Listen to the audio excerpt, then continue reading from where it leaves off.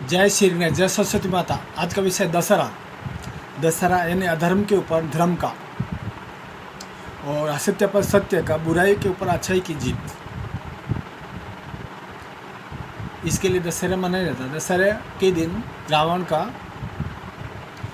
वध किया था श्री राम ने, क्योंकि रावण राक्षस था और राक्षस वृत्तियों को ख़त्म करने के लिए दशहरा का ये हुआ था। अभी मैं इसके बारे में कुछ अलग तरीके से समझाने को ये कर रहा हूँ।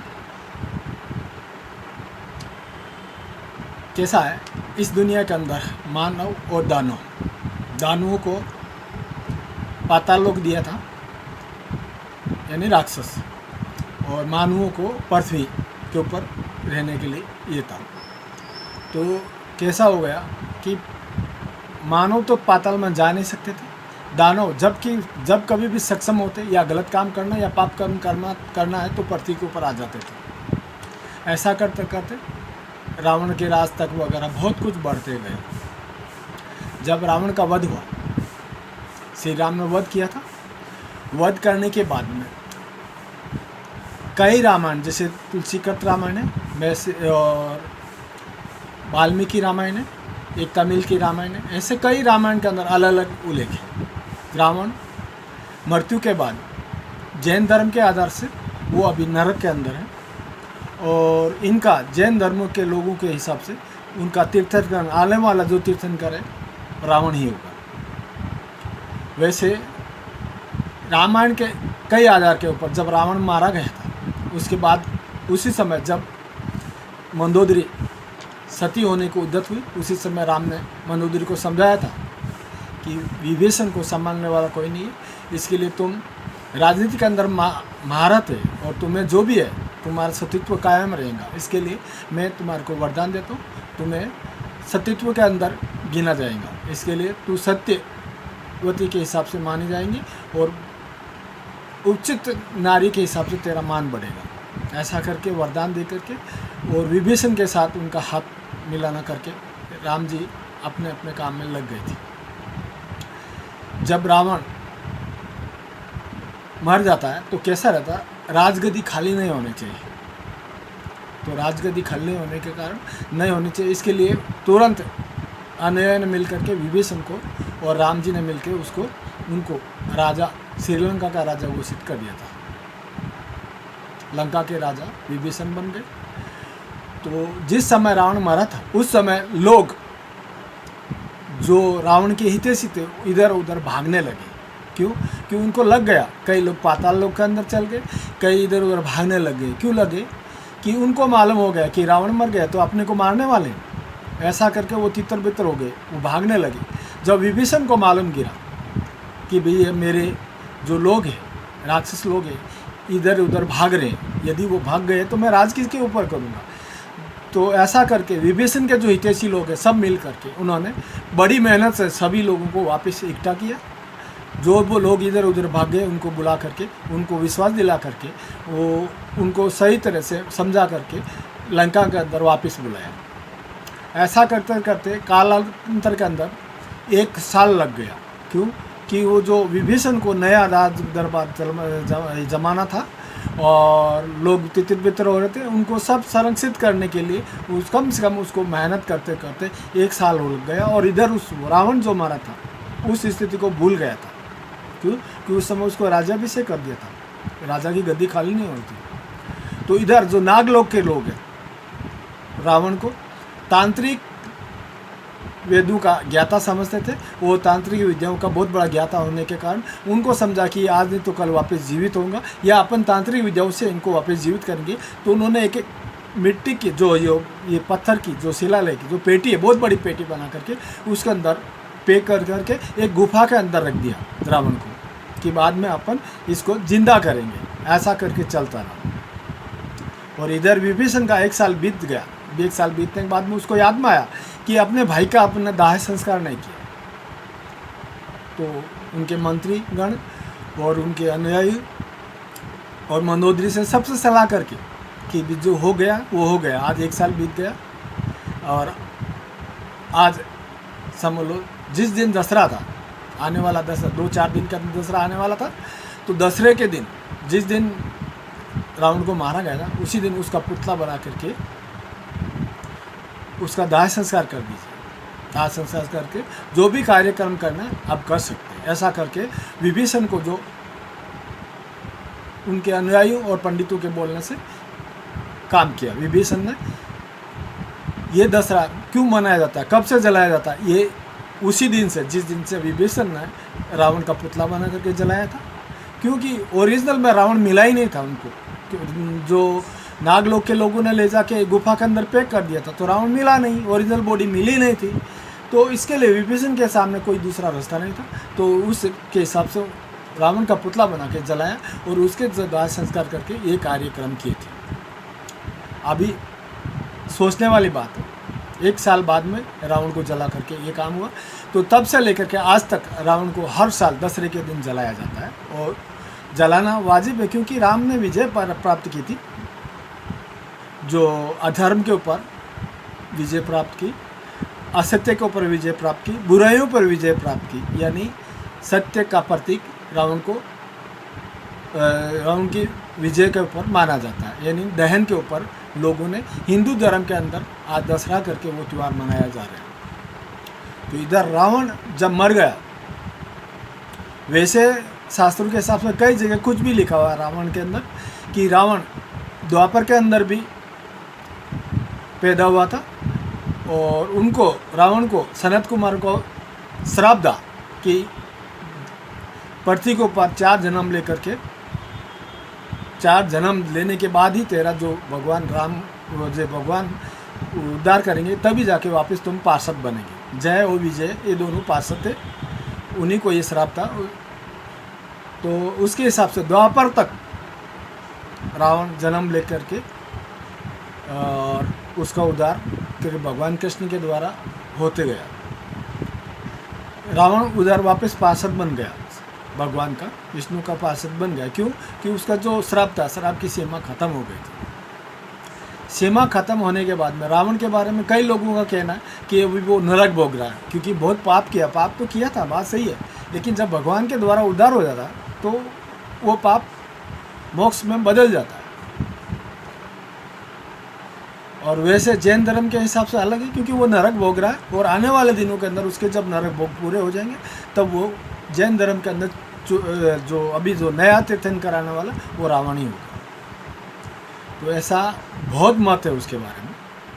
वैसे मैं आपको सही बात बता रहा हूँ कि रावण जब द्वापर के अंदर वापस से उसको पार्षद बना, पार्षद बनने के बाद में जब वो देख रहा है ये मृत्युलोक के अंदर हर दसरे के ऊपर उसका पुतला बना के जला रहे, तो जय है ना, रावण था, तो उसको लगा कि आज मेरा हर साल पुतला जला रहे। उसको बुरा लग रहा, क्योंकि वो राक्षस था ना, राक्षस के अंदर जन्म लिया था, तो उसके अंदर जो विचार थे उस हिसाब से उस चीज़ का बदला लेने, क्योंकि कभी कितने भी उसके ये हुए थे, जन्म हुए, तो उसमें किसी का पुतला नहीं जलाया गया था, खाली एक ही रावण का ही पुतला जलाया जा रहा। तो उसको लग रहा कि आज मेरा क्यों पुतला जलाया जा रहा है, मैं श्राप के कारण जन्म लिया था ना, तो मेरे कोई हाथ में नहीं था।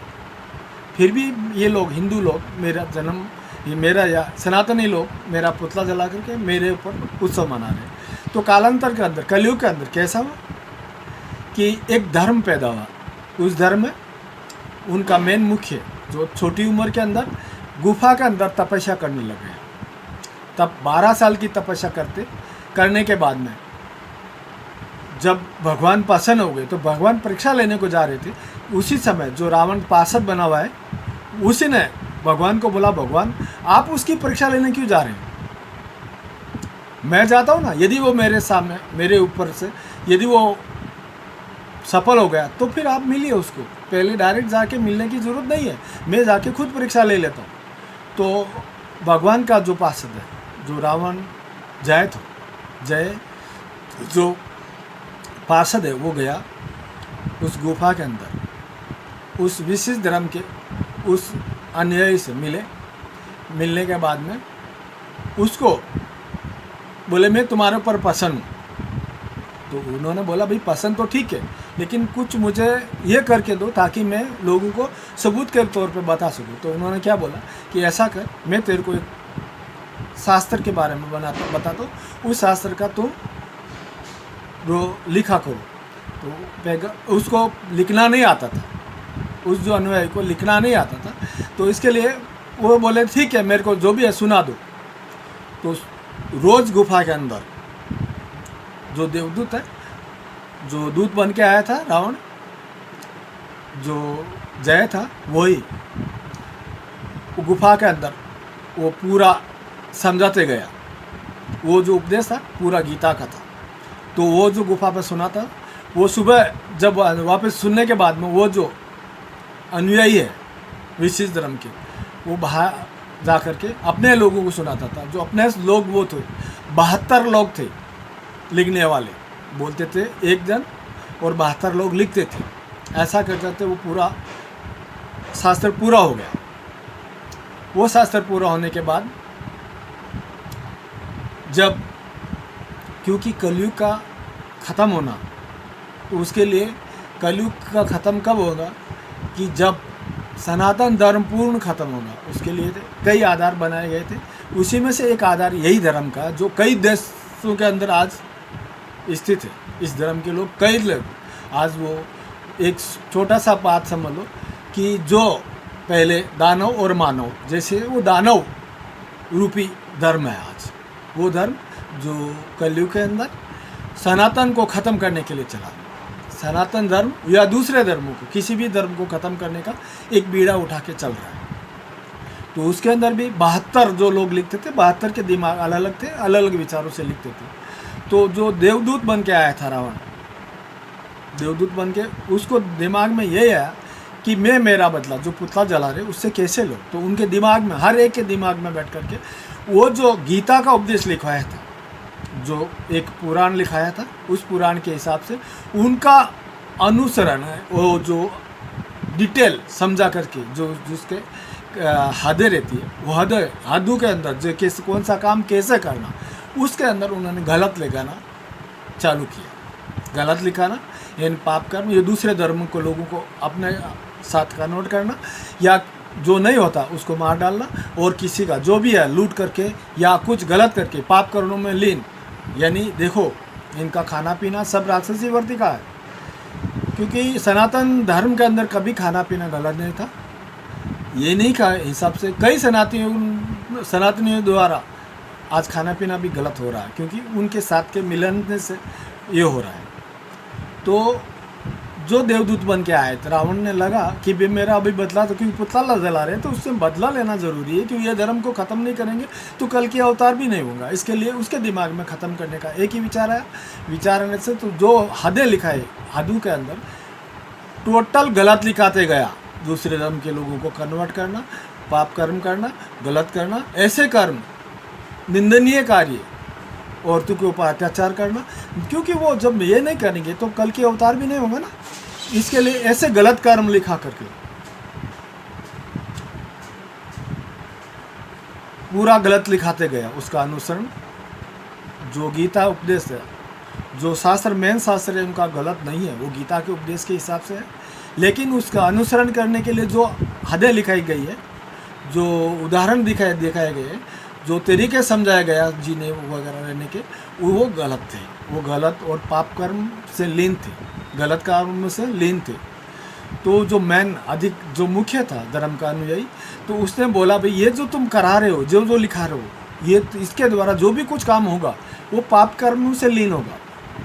ये पाप कर्म जो भी होंगे, ये जो पुस्तक, ये जो पढ़ करके जो भी लोग पाप करेंगे, उन पाप का मैं भी भागीदार हूँगा।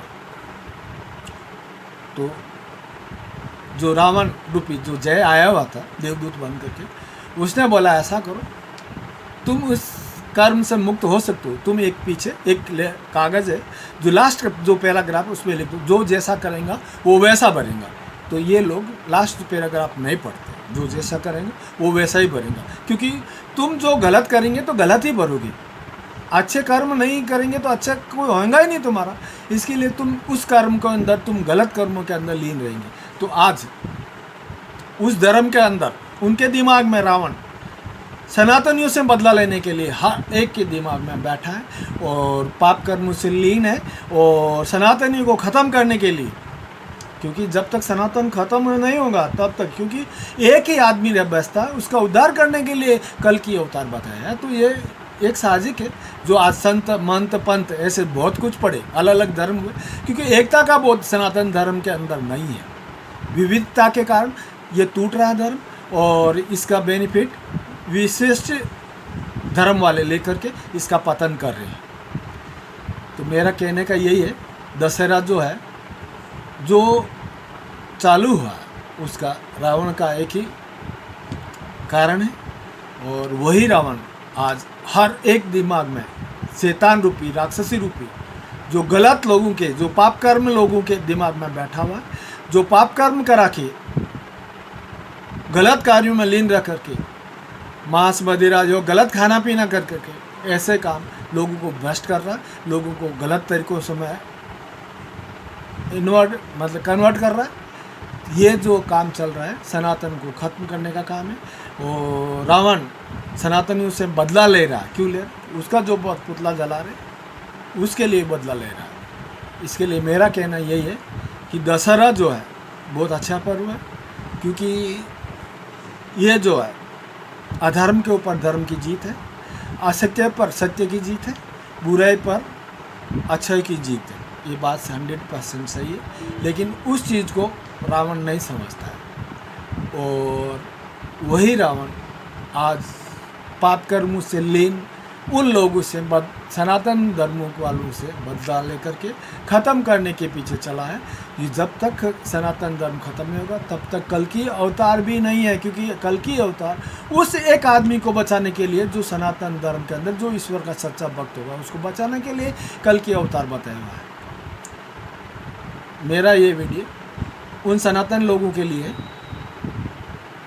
जो अच्छे कर्म करें और ईश्वर का भजन कीर्तन करें और सच्चाई पे चलने की कोशिश करें, और उन अधर्मियों के हिसाब से कभी भी गलत पाप कर्मों में लीन नहीं होए, क्योंकि यदि आप लोग पाप कर्मों में लीन होंगे तो आप ही को ही भोगना पड़ेगा। कर्म भोग किसी से नहीं छूटता है, आप जैसा बोएंगे वैसा ही काटेंगे। जय श्री राम। ये वीडियो लाइक और शेयर करें और सब्सक्राइब करें।